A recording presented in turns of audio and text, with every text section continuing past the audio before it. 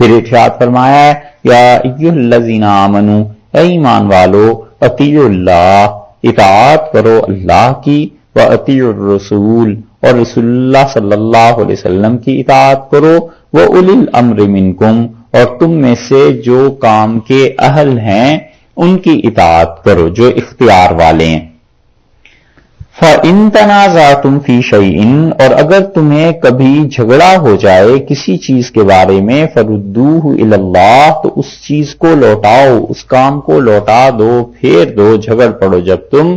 تو پھر ردوہ الی اللہ، تو رجوع کرو اللہ کی طرف کہ اس کا فیصلہ کیا ہے، والرسول، اور رسول اللہ صلی اللہ علیہ وسلم کی طرف، ان کنتم تؤمنون باللہ، اگر تم اللہ پر ایمان رکھتے ہو، والیوم الآخر، اور آخرت کے دن پہ ایمان رکھتے ہو، ذالک خیر، یہ بہت اچھی چیز ہے، واحسن تاویلا، اور یہ بہتر تحقیق ہے جو تم کر سکتے ہو۔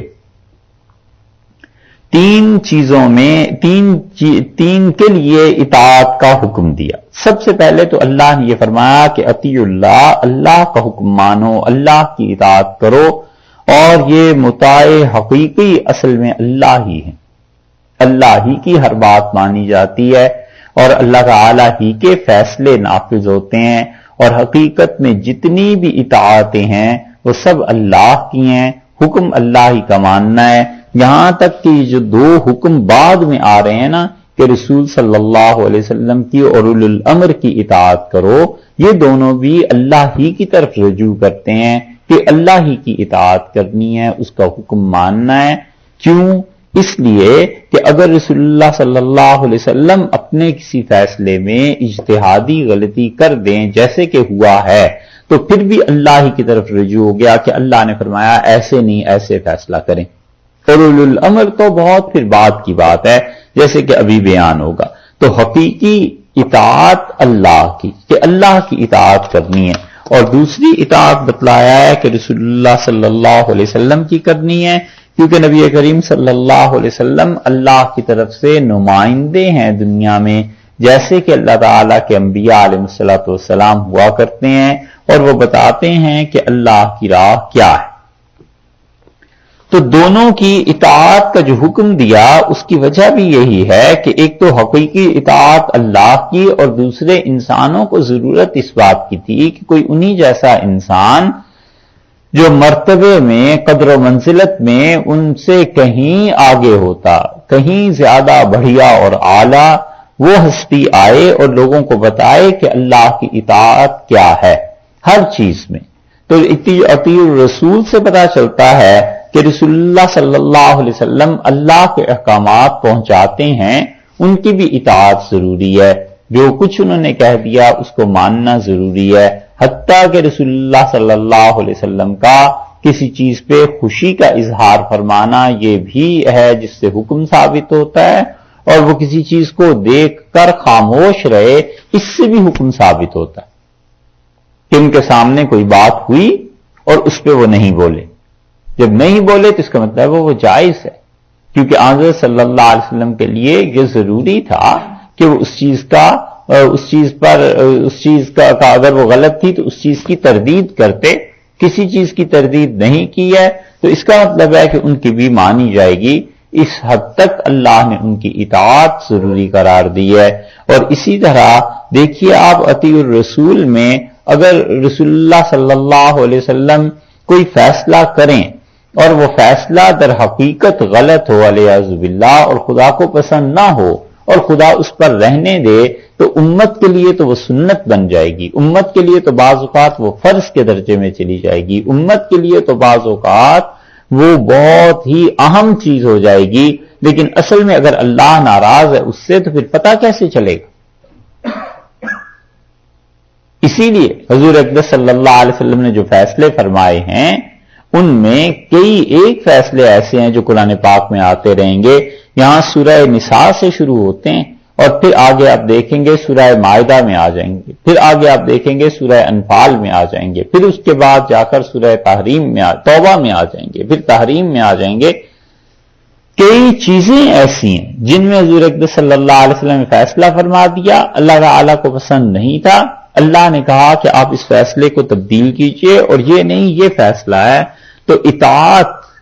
اور معصیت رسول اللہ صلی اللہ علیہ وسلم کی، یہ دونوں کی دونوں اللہ کی اطاعت اور اللہ کی معصیت میں داخل ہیں، اور اس کا زیادہ واضح بیان آگے چل کے آ رہا ہے، جس کی یہ تمہید یہاں باندھی گئی ہے کہ اللہ کی اطاعت کرو رسول اللہ صلی اللہ علیہ وسلم کی، وَأُولِي الْأَمْرِ مِنْكُمْ، اور تم میں سے جو لوگ جن لوگوں کے حوالے کام کیا گیا ہے، جو اس میں اختیار والے ہیں، ان اختیار والوں کی تم اطاعت کرو۔ ایک چیز تو یہ غور کرنے کے قابل ہے کہ اطیعوا کا لفظ 2 مرتبہ لائے ہیں، اللہ کی اطاعت اور رسول اللہ صلی اللہ علیہ وسلم کی اطاعت۔ وَأُولِي الْأَمْرِ مِنْكُمْ میں اطیعوا کا لفظ نہیں لائے، یہ نہیں فرمایا کہ ان کی اطاعت کرو، بلکہ کہا اطاعت کرو اللہ کی، اور اطاعت کرو اللہ کے رسول صلی اللہ علیہ وسلم کی، اور ان کی جو اختیار والے ہیں تم میں سے۔ تو یہ اطیعوا کا لفظ نہ لانا، اس کا مطلب ہے ان دونوں کی اطاعت میں اور اولی الامر کی اطاعت میں فرق۔ اولی الامر جس کے پاس اختیار ہے، جس کے پاس حکمرانی ہے، جو اپنے فیصلوں کو نافذ کر سکتے ہیں، اولی الامر وہ، یا فیصلے بتا سکتے ہیں۔ تو ان دونوں کے بعد تیسرے میں اطیعوا کا لفظ نہ لانا، یہ اس کی دلیل ہے کہ اللہ تعالیٰ نے تینوں میں فرق رکھا ہے۔ پہلی بات تو یہ پتہ چلتی۔ دوسری بات یہ ہے کہ اولی الامر سے مراد کیا ہے؟ اللہ تعالیٰ نے اولی الامر جن کو کہا ہے اس سے فقہا بھی مراد لیے جاتے ہیں اور حکام بھی مراد لیے جاتے ہیں۔ مفسرین کہتے ہیں کہ اس کا مطلب یہ ہے کہ جو بھی امیر بنایا جائے کسی کام کا، اولی الامر جو ہو اس کی اطاعت ضروری ہے، جو بڑا بنایا جائے اس کی اطاعت ضروری۔ حضرت عمار ابن یاسر رضی اللہ عنہ اور حضرت خالد ابن ولید رضی اللہ عنہ ایک جگہ گئے تھے، اور رسول اللہ صلی اللہ علیہ وسلم نے حکم دیا کہ وہاں جب تم جاؤ تو وہاں جا کر لڑائی کے لیے تھی بات، لیکن آپ نے فرمایا انہیں اسلام کی دعوت دینا۔ تو ایک آدمی کے متعلق بحث ہوئی حضرت خالد ابن ولید رضی اللہ عنہ میں اور حضرت عمار ابن یاسر رضی اللہ عنہ میں، تو رسول اللہ صلی اللہ علیہ وسلم نے عمار رضی اللہ عنہ کی واپسی پہ ان حضرات کی عمار کی تصویب کی اور کہا عمار ٹھیک ہے۔ تو خالد رضی اللہ عنہ نے رسول اللہ صلی اللہ علیہ وسلم سے حضرت عمار رضی اللہ عنہ کی جو شکایت کی تھی اس کے جواب میں حضرت صلی اللہ علیہ وسلم نے فرمایا کہ تمہیں پتہ ہے عمار مجھ سے ہے اور میں عمار سے ہوں، اور جو عمار کو تکلیف دیتا ہے وہ مجھے تکلیف دیتا ہے۔ اور اس معاملے میں اللہ نے کہا کہ دیکھو جس کو تم پر حکمرانی دی کی اختیار دیا گیا، اور عمار رضی اللہ عنہ امیر تھے، خالد رضی اللہ عنہ کے انڈر تھے، تو اس لیے اللہ نے فرمایا کہ اولی الامر جو اختیار والے ہیں ان کی اتباع کرو، ان کی اطاعت کرو۔ تو ایک تو مراد حکام ہو گئے، اور دوسرے مراد اس سے بعض حضرات نے فقہا لیے ہیں کہ جب فقہا مسئلہ بتائیں، فقیہ ہے، مفتی ہے، وہ مسئلہ بتاتا ہے تو اس کی اطاعت کرو، یعنی وہ مسئلہ جو صحیح بتا رہا ہے اس مسئلے پر عمل کرو۔ اولی الامر کا دائرہ کتنا وسیع ہے، یہ منکم کے جو الفاظ ہیں اس پہ اگر غور کریں تو جو لوگ یہ کہتے ہیں کہ منکم سے مراد یہ ہے کہ جو مسلمان ہیں تمہارے حکمران ان کی اطاعت کرو،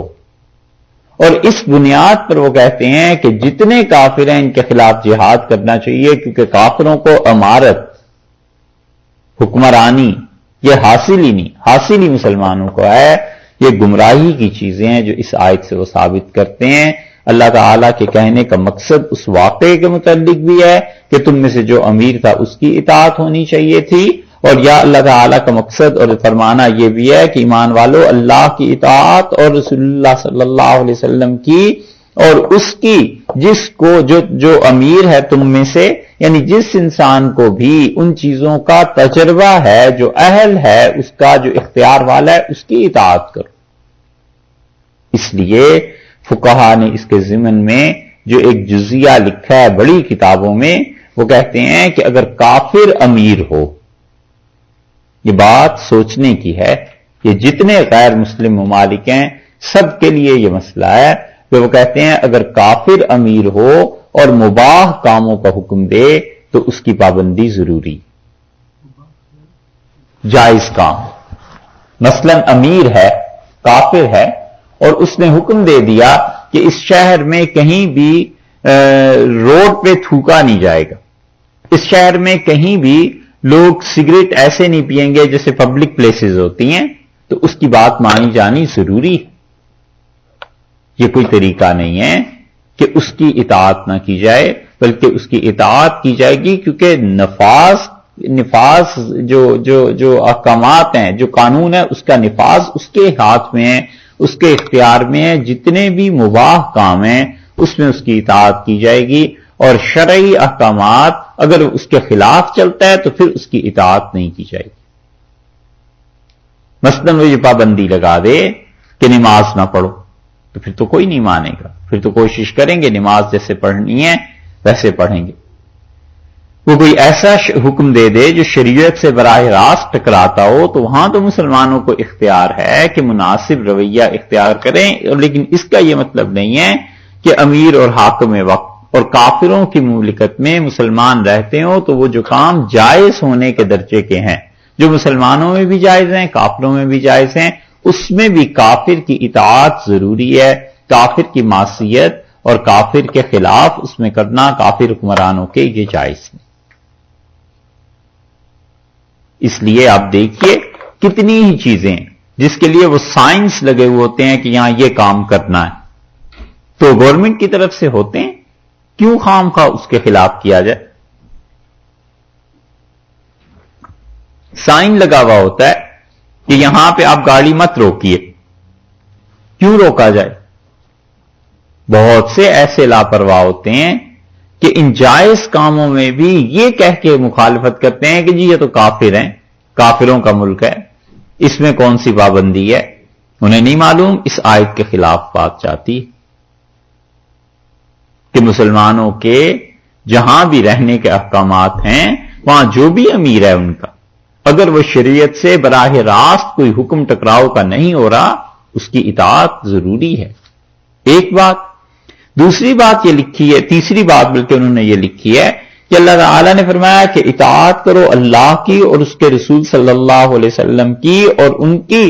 جو تم میں سے حکمران مقرر کیے گئے ہیں۔ تو وہ کہتے ہیں کہ اولی الامر میں اگر لوگ جمع ہو کر یہ فیصلہ کر لیں کہ شریعت کے سارے معاملات میں ہم فلاں شخص کی بات مانیں گے تو اس انسان کے خلاف چلنا جائز نہیں۔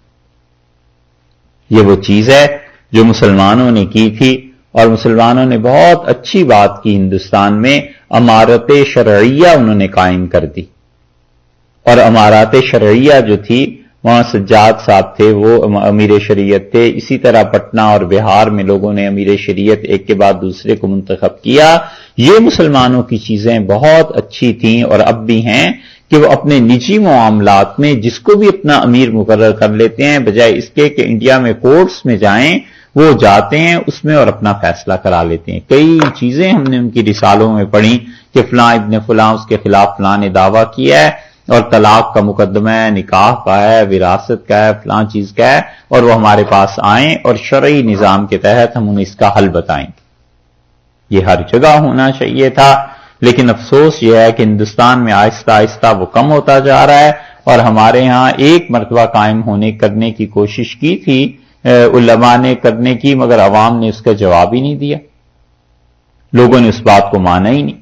اس لیے کہ ہمارے ہاں سماج اس کے لیے تیار نہیں ہے کہ شریعت کے احکامات کی وہ پابندی کریں۔ جس کے بھی خلاف فیصلہ ہوگا وہ یہ تھوڑا ہی کہتا ہے کہ شریعت کا حکم میرے خلاف، وہ کہتا ہے جی انہوں نے میرے خلاف فیصلہ کر دیا، اور پھر اس سے بھی بڑھ کے یہ کہ جی انہوں نے رشوت لے لی ہوگی، دوسری پارٹی سے پیسے لے لیے، اس لیے ہمارے خلاف فیصلہ ہو گیا۔ یہ چیزیں جو تھی نا یہ ہمارے ہاں اٹھیں، اور بری طرح سے وہ نظام ناکام ہوا جسے بعض علماء نے چلانے کی کوشش کی تھی۔ البتہ ہندوستان میں جہاں بھی قائم ہے بہت اچھا ہے،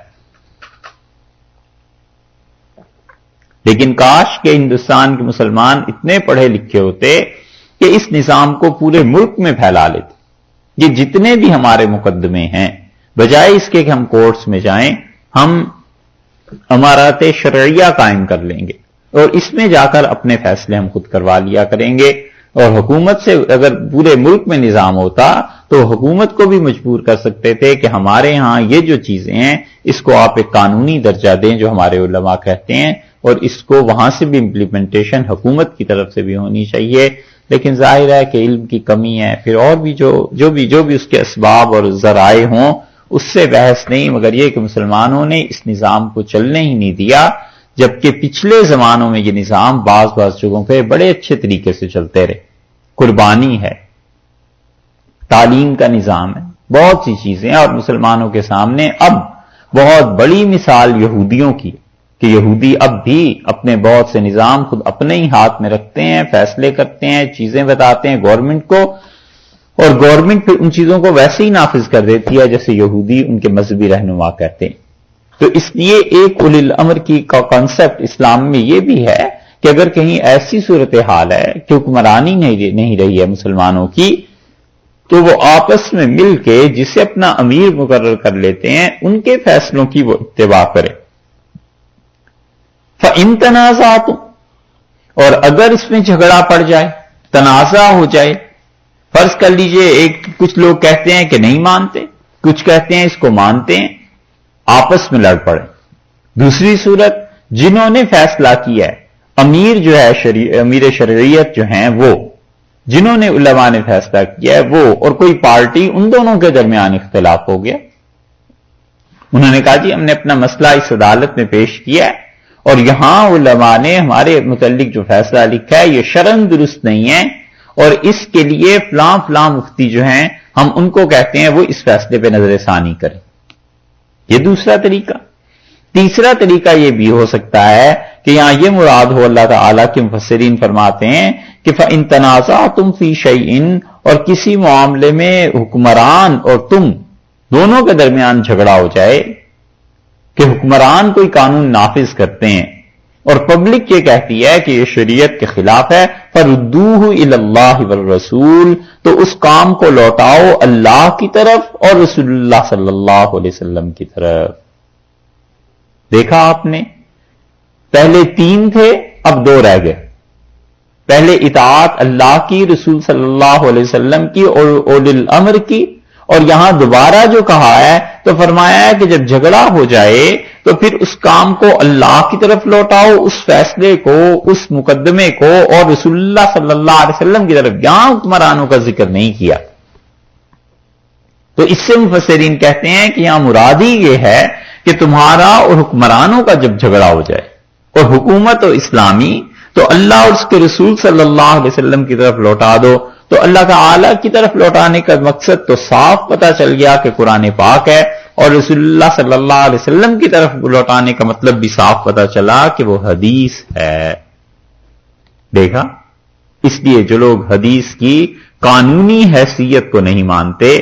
اور اس کے لیگلی اتھارٹی ہونے کے قائل نہیں ہیں، وہ اس آیت پر غور کریں کہ یہ تو حکم قیامت تک ہے نا. اب جب بھی مسلمانوں کا کبھی بھی اپنے حکمرانوں سے جھگڑا ہوگا تو اللہ تو یہ کہتا ہے کہ اس کو لوٹاؤ اللہ تعالی کی طرف اور رسول اللہ صلی اللہ علیہ وسلم کی طرف. یوں کرو. تو رسول اللہ صلی اللہ علیہ وسلم اب تو نہیں رہے، تو پھر کیا ہوگا؟ پھر حدیث کی طرف لوٹانا پڑے گا. تو حدیث کی قانونی حیثیت خود اسی سے ثابت ہوتی ہے کہ حدیث حجت ہے. اگر نہ ہوتی تو اللہ تعالیٰ یہ نہ کہتے کہ ادھر لوٹاؤ. 2 باتیں. تیسری چیز اس آیت سے یہ پتا چلی، یہ اولی الامر کا تذکرہ اللہ نے دوبارہ نہیں فرمایا. تو دنیا کے جتنے بھی کام ہیں ظاہر ہے کہ سب قانونی حیثیت سے ہوتے ہیں. ایک سوئی سے لے کے حکمران کی کرسی تک سب چیزوں میں جھگڑا ہو سکتا ہے نا،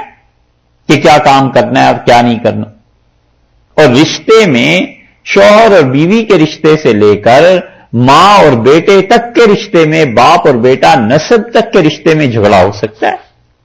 کوئی چیز ایسی نہیں ہے جس چیز کے متعلق ایک فتنہ نہ اٹھاؤ یا یہ کہ کوئی جھگڑا نہ پیدا ہوا. ہوتے رہتے ہیں انسانی زندگی میں یہ سب چیزیں ہیں. تو کون ہے فائنل اتھارٹی؟ کون ہے جو فیصلہ کرے؟ اللہ نے بتایا کہ اللہ اور اس کے رسول صلی اللہ علیہ وسلم. اللہ اس لیے کہ وہ حکمران ہے اور رسول اللہ صلی اللہ علیہ وسلم اس لیے کہ وہ معصوم ہیں، وہ ظلم کر ہی نہیں سکتے.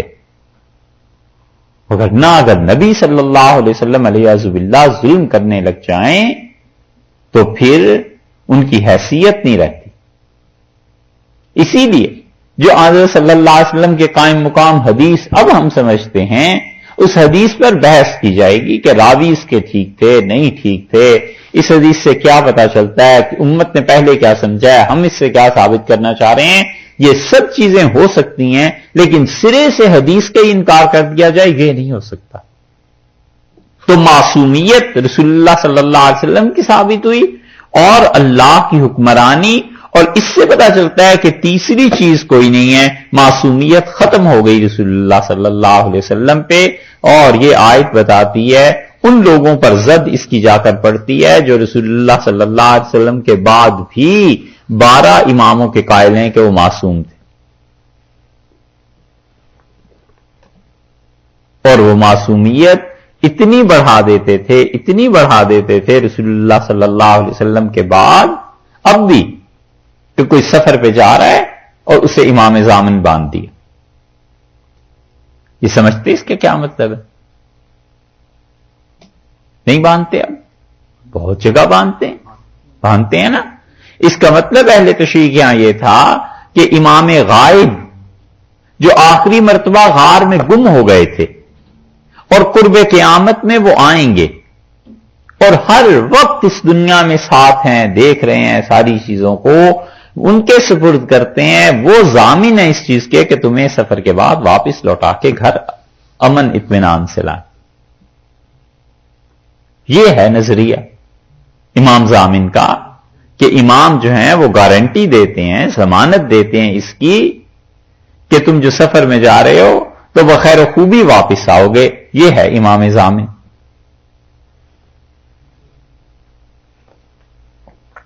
اسی لیے شاہ ولی اللہ رحمت اللہ علیہ کے گھرانے نے جس کی شدید مخالفت کی نا، اور انہوں نے کہا کہ یہ شرکیہ رسومات میں سے ہے، کبھی مت باندھو اور ختم کرو،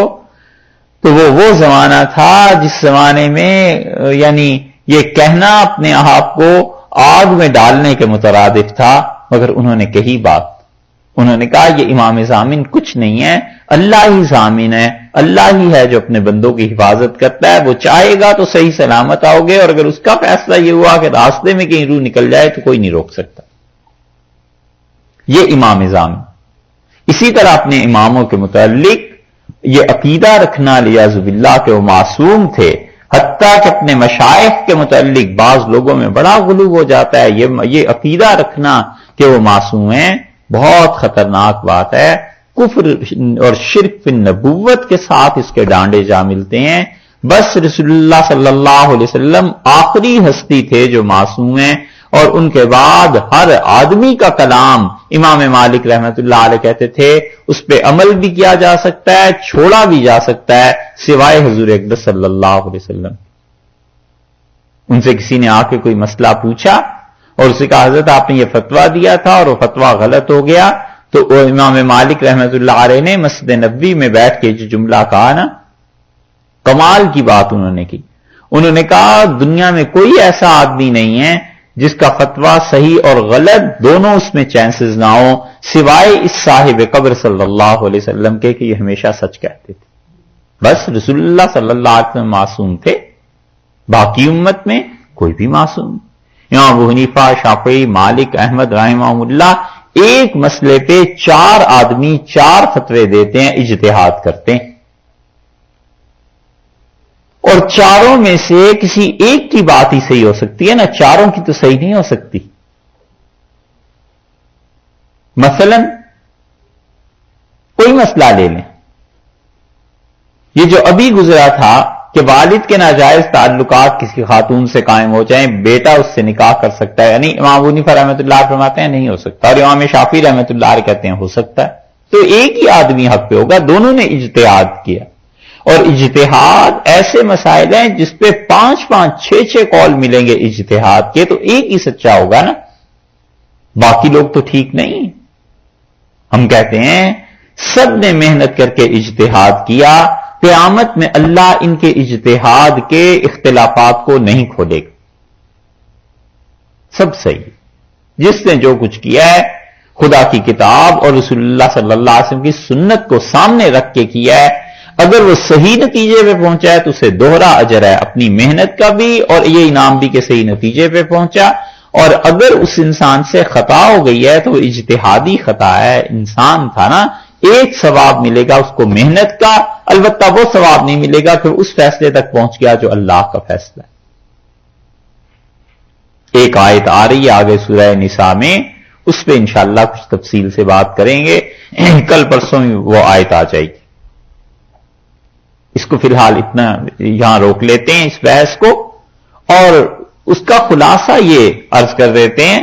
کہ حضور اقدس صلی اللہ علیہ وسلم معصوم ہے, بس اس لیے اجتہادی خطا نبی سے ہو اللہ فوراً وہی نازل کر دیتے ہیں کہ نہ, یہ بات نہیں کرنی, کیونکہ ان کا اجتہادی خطا پر قائم رہنا امت کے لیے تو وہ سنت بن جائے گی. اور امام ابو حنیفہ, شافعی, مالک, احمد تو چھوٹے ہیں, حضرت ابو بکر رضی اللہ عنہ سے اگر اجتہاد میں غلطی ہو جائے تو اللہ کوئی وحی تو نازل نہیں کرے گا نا, اس لیے کہ وحی رسول اللہ صلی اللہ علیہ وسلم پر ختم ہو گئی. اسی وجہ سے ہم کسی شخص کے لیے ماننے کو تیار نہیں کہ رسول اللہ صلی اللہ علیہ وسلم کے بعد وہ معصوم ہو. ہر آدمی سے غلطیاں بھی ہوتی ہیں, اچھائیاں بھی ہوتی ہیں. ہاں البتہ یہ ہے کہ جس پہ اچھائیوں کا غلبہ ہے ہم اسے اچھا ہی کہیں گے, جس پہ برائیوں کا غلبہ ہے ضرورت کے وقت ہم اسے برا کہیں گے, وقت نہ کسی کو برا کہنے سے کون سا ثواب ہے. کسی نے پوچھا ایک بزرگ سے کہ یزید پہ لعنت جائز ہے یا نہیں, انہوں نے کہا ہے تو جائز, میرا مسلک یہ ہے, لیکن کیا کرو گے یزید پہ لعنت کر کے, اس سے بہتر ہے حضور اقدس صلی اللہ علیہ وسلم پہ اتنی دیر درود شریف پڑھا کرو. تو بات یہی ہے. اس لیے اجتہاد میں جو خطا ہوتی ہے اگر وہ اہل ہے اور محنت اس نے کی ہے اسے ثواب ملے گا. اللہ نے فرمایا ہے جب تم میں کیا ہو جائے, کسی بات پر جھگڑا ہو جائے تو اسے اللہ اور رسول صلی اللہ علیہ وسلم کی طرف لوٹاؤ, اس لیے کہ اللہ تو شہنشاہ ہے, حقیقی بادشاہ ہے, اور اولو الامر اور رسول اللہ صلی اللہ علیہ وسلم معصوم ہے, اور ان کے علاوہ کوئی معصوم ہے ہی نہیں, لہذا ادھر لوٹایا جائے گا. ان کنتم تؤمنون باللہ, اگر تم اللہ پر ایمان رکھتے ہو, والیوم الآخر, اور آخرت پر ایمان رکھتے ہو, تو اللہ اور اس کے رسول صلی اللہ علیہ وسلم کے فیصلے بس تمہارے لیے حرف آخر ہونا چاہیے. جو انہوں نے کہہ دیا ہے بس اسے مان جاؤ. کیوں؟ اس لیے کہ اللہ کو حق حاصل ہے, تم اس کے بندے ہو, اور رسول اللہ صلی اللہ علیہ وسلم کو بھی حق حاصل ہے کیونکہ وہ آخری معصوم ہستی تھی اور تم ان کے امتی ہو. ذالک خیر, یہ بہت اچھی چیز ہے, جلدی فیصلہ ہو جائے گا, خیر کی چیز ہے, صحیح فیصلے پہ پہنچ جاؤ گے. وَأَحْسَنُ تَعْوِيلًا, اور دیکھو پھر اس کے ساتھ ساتھ ایک تو تمہیں کریڈٹ یہ ملا, اور دوسرا یعنی جلدی فیصلہ ہو جانے کا, اور دوسری یہ کہ بہتر تحقیق ہو جائے گی کہ اللہ اور اس کے رسول صلی اللہ علیہ وسلم نے کیا فرمایا ہے. اب اللہ اور اس کے رسول صلی اللہ علیہ وسلم کے بعد پھر اجتہاد ہے ان دونوں چیزوں کی روشنی میں, پھر مجتہد نے جو اجتہاد کیا ہے اس اجتہاد کو مان. یہ چیزیں اجتہاد پہ اور اجتہادی اختلافات پہ اللہ کرے کچھ خدا توفیق دے. ہاں آپ سے 2-3 باتیں اسی صورت میں آتی آیت کل پرسوں عرض کریں گے کہ اجتہادی اختلافات کی انشاءاللہ عرض کریں گے کہ حقیقت کیا ہے, اور اجتہادی اختلافات آخر مسلمانوں میں ہوئے کیوں, اور اس کا کریڈٹ کیا ہے, اس کا فائدہ کیا ہے, اللہ نے کتنی بڑی رحمت رکھی ہے. اور یہ کہ یہ فرقے نہیں ہیں 4, جن لوگوں کو یہ غلط فہمی ہو گئی ہے کہ ان 4 نے امت کو بانٹ دیا ہے, یہ وہ اختلاف ہی نہیں ہے جو امت میں بٹوارا ہوا, اور یہ اختلاف ہے ہی نہیں جو زحمت ہوئی ہو. خدا کا شکر ہے, احسان ہے, اور جو انشاءاللہ اس کی تشریح آپ سے عرض کریں گے, امید ہے آخر پہ آپ بھی یہی کہیں گے کہ خدا کا شکر ہے اللہ نے یہ احسان کیا اس امت پہ کہ 4 اسکول آف تھاٹس دے دیے کہ ان میں سے جس پہ بھی عمل کر لو گے دین سے نہیں نکلو. تو یہاں فرمایا ہے کہ رسول اللہ صلی اللہ علیہ وسلم چونکہ معصوم ہے اس لیے تمہارا حکمرانوں کا یا تمہارے علماء کا, یہ تفسیریں کی گئی نا, یا تمہارا اور وہ اتھارٹیز جو قانون تم پر نافذ کر رہی ہیں وہ, ان سب کا جھگڑا ہو جائے تو تم پھر رجوع کرو اللہ کی طرف, اس کے رسول صلی اللہ علیہ وسلم کی طرف, ان سے پوچھو کہ کیا کرنا ہے. الم تر الی الذین یزعمون, آپ نے غور نہیں فرمایا؟ یہ دیکھا پھر آ گیا نا الم تر. قرآن ایسا انداز لاتا ہے، یعنی بہت عجیب بات ہوگی، تم لوگوں نے غور نہیں کیا؟ یہ الفاظ آتے ہی اس لیے کہ لوگوں کو متوجہ کیا جائے. واقعہ یہ ہوا کہ مدینہ منورہ میں ایک زمین کے ٹکڑے پر جھگڑا ہو گیا، ایک مسلمان کا جو کہ منافق تھا ایک یہودی کے ساتھ، اور منافق کا نام تھا بشر. اور بشر نے یہ دعویٰ کیا کہ یہ زمین میری ہے، اور اس کے مقابلے میں یہودی تھا، وہ کہتا رہا کہ یہ زمین میری ہے، یہ ٹکڑا میرا ہے. جب لڑائی اور یہ چیزیں ہوئیں، آپس میں دونوں کے اختلافات ہوئے، تو یہ جو منافق تھا اس نے کہا چلو رسول اللہ صلی اللہ علیہ وسلم کے پاس چل کے فیصلہ کرا لیتے ہیں. نہ یہودی نے کہا یہودی نے کہا، کیونکہ یہودی جانتا تھا کہ رسول اللہ صلی اللہ علیہ وسلم نہ جھوٹ بولیں گے اور نہ رشوت لیں گے. منافق نے کہا کہ بجائے اس کے کہ تم ہمارے نبی صلی اللہ علیہ وسلم کے پاس جاؤ، چلتے ہیں کعب ابن اشرف جو تمہارا سردار ہے اس سے فیصلہ کرا لیتے ہیں. اور کعب ابن اشرف خوب کھاتا تھا پیسے رشوت کے. یہ جو کتاب ہے حدیث وفا، اس میں کعب ابن اشرف کا تذکرہ ہے، وہاں پڑھ لیجئے گا یہ کیسا آدمی. تو اس نے کہا عجیب بات ہے. یہودی نے کہا میں تمہیں رسول اللہ صلی اللہ علیہ وسلم کی دعوت دیتا ہوں کہ ادھر چلو، اور تم مجھے میرے سردار کی طرف لے جاتے ہو. آخر اس میں مسئلہ کیا ہے؟ تمہاری کیا مصلحت ہے؟ تو اب یہ کلمہ تو بظاہر پڑھے ہوئے تھا، بشر جو منافق تھا شرمندہ ہوا، چلا گیا. جب پہنچے رسول اللہ صلی اللہ علیہ وسلم کے پاس تو آپ نے دونوں کے دلائل سنے اور یہودی کے حق میں فیصلہ دے دیا کہ زمین اس کی ہے. باہر نکلے مسجد نبوی سے تو بشر منافق کہنے لگا کہ تمہارا کیا خیال ہے اگر ہم اس فیصلے پہ نظر ثانی کرا لیں اور چلیں کعب ابن اشرف کے پاس، وہ نظر ثانی کر دے. اس نے کہا کمال کی بات کرتے ہو، تمہارے نبی صلی اللہ علیہ وسلم نے فیصلہ کیا ہے اور اس پہ کعب ابن اشرف نظر ثانی کرے، میں تو نہیں مانتا.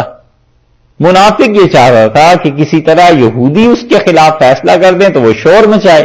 اسلام کا نام لے کے کہ اسلام بہت خطرے میں ہے. مدینہ منورہ میں دیکھو یہودی مسلمانوں کو تنگ کر رہے ہیں، اسلام بہت خطرے میں، اپنے کرتوت نہیں بتانے کہ میں نے کیا کیا. صحیح ہے نا؟ یہ بالکل ایسی صورتحال پیش آتی ہے اب بھی کہ امریکہ سے پکڑ کے گورنمنٹ نے نکال دیا، اور اپنے اپنے ممالک میں جا کے یہ نہیں کہتے کہ ہم غیر قانونی طور پر رہ رہے تھے یا ہم نے کیا جرم کر لیا تھا. شور یہ مچانا ہے کہ امریکہ میں تو مسلمانوں کی بس تباہی ہے جی، بالکل برباد ہو گئے. دیکھیں صاحب ایسے ظلم کرتے ہیں یہودی ایسے اور عیسائی ایسے، اپنے کام بھی تو بتاؤ نا تم نے کیا کیے.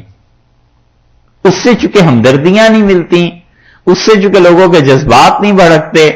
تو صاف بات کہنی نہیں، کہنا یہ ہے کہ انہوں نے ایسے کیا. اور ٹھیک یہی چیز ہمارے ممالک میں بھی ہوتی ہے کہ وہاں سفارتکار کی پٹائی ہو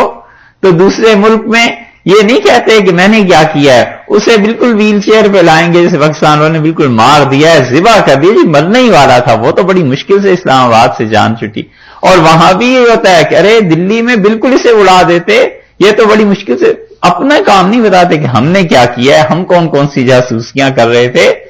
چین سے رہنے نہیں دینا مخلوق کو، اور مذہب کے نام پر فلیئر اپ کرنا ہے لوگوں کو کہ کسی طرح آگ بڑھ کے، کہیں تو حقیقت ہو نا. یہی چیزیں یہودی بھی کیا کرتے تھے اپنے زمانے میں عیسائیوں کے خلاف. یہ چیزیں اس نے کہا کعب ابن اشرف کے پاس چلو اور اس سے نظر ثانی کرائیں. یہودی نے انکار کر دیا. اب منافق سوچتا رہا، پھر اسے کہنے لگا کہ تم اس طرح کرو کہ حضرت عمر رضی اللہ عنہ کے پاس چلتے ہیں اور ان سے جا کر اس فیصلے پہ بحث کرتے ہیں. یہودی تنگ آ گیا جب اس نے زیادہ بار کہا، اسے کہا چلو عمر کے پاس چلے جاتے. حضرت عمر رضی اللہ عنہ کے پاس گئے تو وہ باہر تشریف لائے اور بات سنی. یہودی نے تو بات کی مختصر، اس نے کہا حضور اقدس صلی اللہ علیہ وسلم کے پاس گئے تھے اور یہ فیصلہ کروانا تھا، ایسے زمین کا جھگڑا تھا، انہوں نے میرے حق میں فیصلہ کر دیا. منافق نے کہا میری بات آپ سنیں. تو حضرت عمر رضی اللہ عنہ نے کہا یہ بتاؤ کہ حضور اقدس صلی اللہ علیہ وسلم کا جو فیصلہ ہے وہ اس کے حق میں ہوا ہے؟ اس نے کہا ہوا تو حق میں ہے، لیکن میری بات سنیں۔ انہوں نے کہا میں سنتا ہوں۔ اندر گئے اور تلوار لے آئے اور اس منافق کا سر اڑا دیا اور فرمایا جو رسول اللہ صلی اللہ علیہ وسلم کے فیصلے کے بعد بھی عمر کے پاس آئے نا، اس کا حل یہی ہے۔ اوہو، اس قتل پہ مدینہ منورہ میں کوہرام مچ گیا اور یہودی اور بھاگے یہ منافق سارے اور رسول اللہ صلی اللہ علیہ وسلم کو گھیر لیا، حتیٰ کہ حدیث میں آیا ہے حضرت صلی اللہ علیہ وسلم فرمایا میں اس پہ یقین نہیں کر سکتا کہ عمر کی اتنی جرأت ہو کہ مسلمانوں کو قتل کرنے لگے۔ یہ الفاظ حضرت صلی اللہ علیہ وسلم کی زبان مبارک سے بھی نکلے۔ آپ نے کہا عمر ایسے نہیں کر سکتے، مسلمانوں کا قتل۔ اب ظاہر میں تو کلمہ پڑھا ہوا تھا نا، اور جب حضرت عمر رضی اللہ عنہ سے تحقیق ہوئی تو انہوں نے کہا بالکل میں نے کیا ہے، جو آپ کا فیصلہ نہ مانے اور میرے پاس آئے اس لیے کہ میں آپ کے فیصلے پہ نظر ثانی کروں، اللہ کے رسول بس اس کا حل یہی ہے۔ یہ حضرت عمر رضی اللہ عنہ کا جو رسول اللہ صلی اللہ علیہ وسلم سے تعلق تھا یہ بتاتا ہے کیسا شدید تعلق تھا۔ حضرت صلی اللہ علیہ وسلم نے ایک مرتبہ ان سے کہہ دیا تھا جب وہ 9 ہجری میں جا رہے تھے مکہ مکرمہ عمرے کے لیے، تو عرض کیا اللہ کے رسول میں نے جاہلیت میں نظر مانی تھی کہ اگر میرا فلاں کام ہو جائے تو میں عمرہ کروں گا، تو اس کے بعد اب تک حالات ہی ٹھیک نہیں ہوئے، اب ٹھیک ہیں تو آپ فرمائیں وہ میرے ذمے باقی ہے۔ تو آپ نے فرمایا عمر کسی کا قرض دینا ہوتا تو نہ دیتے؟ تو عرض کیا ضرور دیتا۔ فرمایا یہ اللہ کا قرض ہے۔ تو جب چلنے لگے تو رسول اللہ صلی اللہ علیہ وسلم فرمایا کہ لا تنسینا فی دعائک یا اخیہ، میرے بھیا میرے پیارے بھائی دعاؤں میں مجھے نہ بھولنا۔ تو حضرت عمر رضی اللہ عنہ اتنے خوش ہوتے تھے اس بات کو سنا کے، کہتے تھے لو کانت بحد دنیا، پوری دنیا مل جاتی تو میں اتنا خوش نہ ہوتا جتنا ان 2 لفظوں سے خوش ہوں کہ مجھے اپنا بھائی اور پیارا بھائی کہا تھا۔ تو حضرت عمر رضی اللہ عنہ کا تو معاملہ یہ تھا۔ اب جب مدینہ منورہ میں کوہرام مچایا منافقین نے، انہوں نے کہا یہ ظلم، اب تو مسلمانوں پہ بھی ہاتھ کھل گیا اور مسلمانوں کو قتل کرنے لگے ہیں۔ تو آئے رسول اللہ صلی اللہ علیہ وسلم کے پاس روتے پیٹتے، اب قتل کے عوض میں تو قتل ہی تھا۔ بہت اپنی طرف سے احسان انہوں نے رکھا حضرت عمر رضی اللہ عنہ پہ، اور کہنے لگے اگر عمر ہمیں پیسے دے دے اور 100 اونٹ ادا کر دیں تو ہم اس خون کو معاف کرتے ہیں۔ یہ جھگڑا یہ بحث سارے مدینہ منورہ میں پھیل گئی اور ہر مسلمان ایک ایک بچہ اور گھر میں ظاہر بات پھیل گئی ہو رہا تھا۔ اللہ نے یہ آیات نازل کر دی۔ اللہ نے فرمایا الم تر الی الذین یزعمون، تم نے آپ نے غور نہیں کیا ان لوگوں کے حال پر، یزعمون جو یہ گمان کرتے ہیں کہ انہم آمنوا بما انزل الیک، کہ وہ ایمان رکھتے ہیں اس چیز پر جو آپ کی طرف اللہ نے نازل کی ہے، وما انزل من قبلک، اور جو آپ سے پہلے نازل کی گئی ہے اس پر بھی ایمان رکھتے ہیں، اور اس ایمان کے باوجود یریدون وہ چاہتے ہیں کہ ان یتحاکموا الی الطاغوت، کہ شیطان کے پاس جائیں اور اس سے اپنے فیصلے کرائیں۔ وقد امروا، اللہ نے انہیں حالانکہ حکم دیا تھا، حکم دیے گئے تھے کہ ان یکفروا بہ، کہ اس کے ساتھ انکار کریں گے، شیطان کا حکم نہیں مانیں گے۔ وَيُرِيدُ الشَّيْطَانُ، اور یہ لوگ جو شیطانوں کے پاس اپنے فیصلے کرانے لے جاتے ہیں، یہ اور شیاطین، ان یضلہم ضلالا بعیدا، یہ تو چاہتے ہیں کہ کسی طرح تمہیں صحیح راہ سے ہٹا دیں اور دور پھینک دیں صحیح بات سے۔ وَإِذَا قِيلَ لَهُمْ، اور جب ان سے کہا جاتا ہے تعالوا الی ما انزل اللہ الی الرسول، آؤ اللہ کے حکم کی طرف اور رسول اللہ صلی اللہ علیہ وسلم کے فیصلے کی طرف، رأیت المنافقین، آپ ان منافقوں کو دیکھیں، یصدون عنک، آپ کی طرف آنے سے بہت ہی اپنے آپ کو بچاتے ہیں، صدودا، اٹک کر چلتے ہیں۔ یہ آیات سن لیجئے پھر اس کی تشریح کرتے ہیں۔ فَكَيْفَ إِذَا أَصَابَتْهُم مُّصِيبَةٌ، پھر کیسے کوئی حل ہوگا جب ان کو وہ مصیبت پہنچی ہے، قتل ہو گئے یہ، بما قدمت ایدیہم، اپنے ہی ہاتھوں کے کرتوت سے یہ قتل ہوا ہے، ثم جاؤ، پھر آپ کے پاس آتے ہیں، یحلفون، اور قسمیں اٹھاتے ہیں، باللہ، اللہ کی، اور کہتے ہیں ان اردنا الا احسانا و توفیقا، ہم جو گئے تھے عمر رضی اللہ عنہ کے پاس کہ کسی اور کے پاس جو گئے تھے فیصلہ کرانے، تو ہم نے تو چاہا تھا کہ کوئی بھلائی اور بھائی چارہ ہمارے اور یہودیوں کے درمیان رہے تاکہ یہودی مسلمان ہو جائے۔ اولئک الذین، یہ وہ لوگ اتنے جھوٹے ہیں، یعلم اللہ ما فی قلوبہم، اللہ جانتا ہے کہ ان منافقوں کے دل میں کیا تھا۔ ظاہر میں یہودیوں کو قریب کریں کہ اسلام لے آئیں، اور حقیقت میں یہ کہ اپنے اسلام کا ڈھنڈورا پیٹیں۔ فاعرض عنہم، سو نبی صلی اللہ علیہ وسلم آپ ان سے منہ پھیر لیجئے، تغافل کیجئے، وعظہم، اور انہیں نصیحت کیجئے تنہائی میں بلا کر، وقل لہم فی انفسہم قولا بلیغا، اور ان کے حق میں جو کام کی بات ہے نا بس وہ کہہ دیں۔ وما ارسلنا من رسول، اور لوگوں کوئی رسول ہم نے بھیجا ہی نہیں ہے مگر اسی لیے کہ الا لیطاع، کہ اس کا حکم مانا جائے، باذن اللہ، اللہ کے حکم سے۔ اللہ کا حکم ہے کہ میرے رسول صلی اللہ علیہ وسلم کا حکم مانو۔ وَلَوْ أَنَّهُمْ إِذ ظَّلَمُوا أَنفُسَهُمْ، اور جب ان لوگوں نے اپنی جان پر ظلم کر لیا تھا تو پھر کیا برا تھا، جاؤ کہ آپ کے پاس آتے، فاستغفر اللہ، اللہ سے معافی مانگتے، اللہ سے بخشواتے، واستغفر لهم الرسول، اور رسول اللہ صلی اللہ علیہ وسلم ان کے لیے دعا کرتے، لوجد اللہ توابا رحیما، اللہ کو پاتے بڑا مہربان، بڑا توبہ قبول کرنے والا۔ فلا وربک، سو قسم ہے ہمیں، وربک، اور تیرے پروردگار کی قسم، لا یؤمنون، کوئی شخص ایمان والا نہیں ہو سکتا، حتی یحکموکا، یہاں تک کہ آپ کو قاضی اور آپ کو فیصلہ کن سمجھے، فیما شجر بینہم، جو جھگڑے ان کے آپس میں پیش آتے ہیں، اور پھر یہی نہیں، ثم لا یجدوا فی انفسہم، اور پھر یہ اپنے جی میں ان فیصلوں کے سننے کے بعد حرجن، کوئی اپنے دل میں بھی تنگی نہ لائیں آپ کے فیصلے سے، بما قضیت، جو آپ فیصلہ ان کے متعلق کر دیں، وَيُسَلِّمُوا تسلیما، اور یہ بھی نہیں بلکہ مکمل طور پر تسلیم کریں گے، تب یہ مومن ہیں۔ یہ آیات اللہ نے نازل کی اس بشر منافق کے بارے میں، اور قتل وہ تو خون ویسے ہی ہو گیا تھا ختم،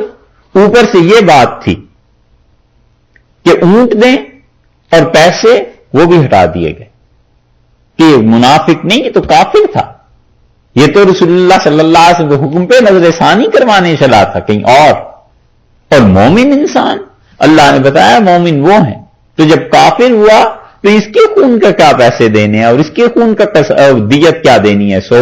کچھ نہیں ہوا۔ حضرت عمر رضی اللہ عنہ کی طرف سے اللہ نے یہ باتیں نازل فرما دی، اس لیے یہاں سے اسے شروع کیا اللہ تعالی نے